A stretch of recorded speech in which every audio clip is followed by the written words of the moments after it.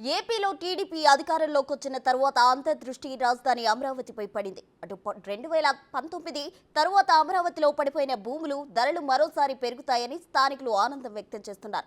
ఇప్పటికే అక్కడ real estate భూమి పెరిగిందని కొందరు చెబుతున్నారు. మరింత సమాచారం మా ప్రతినిధి రానా అందిస్తారు. ఆంధ్రప్రదేశ్ ఎలక్షన్స్ ముగిసిన తర్వాత ముఖ్యంగా విజయవాడ కానీ గుంటూరు కానీ రాజధాని పరిసర ప్రాంతాల్లో భూములకు రెక్కలు వచ్చాయని ఒకటేసారి వదంతులు వస్తున్నాయి.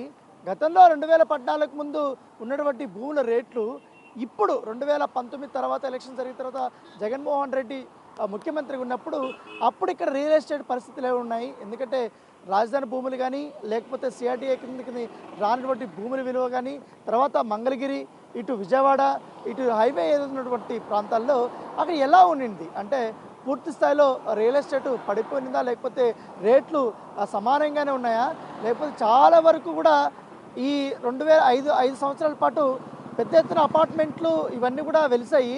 వాటి పరిస్థితి ఏ విధంగా ఉంది, నిజంగానే ఇప్పుడు కొత్త ప్రభుత్వం రాబోతుంది కాబట్టి ఈ నేపథ్యంలో ఇప్పుడున్న పరిస్థితుల్లో వాటి విలువ పెరిగిందా, ఆగిపోయినటువంటి కన్స్ట్రక్షన్స్ అన్నీ మళ్ళీ స్టార్ట్ కాబోతున్నాయా, రాజధాని ప్రాంతంలో రేట్లు ఏ విధంగా ఉన్నాయి, అక్కడ రైతులు ఏమనుకుంటున్నారు, రియల్టర్స్ ఏమనుకుంటున్నారు, రియల్ ఎస్టేట్ గత దశాబ్దాల నుంచి కూడా ఎన్నో సంవత్సరాల నుంచి కూడా రియల్ ఎస్టేట్ ఆ రంగంలో ఉన్నటువంటి వారందరూ కూడా వారు ఏమనుకుంటున్నారు, వారి పరిస్థితి ఏ విధంగా ఉంది, గత 5 సంవత్సరాలు వాళ్ళ బిజినెస్ ఆశాజనకంగా ఉందా, పూర్తి స్థాయిలో కూడా తెలుసుకోవడానికి ఈ గ్రౌండ్ రిపోర్ట్లో చూద్దాం.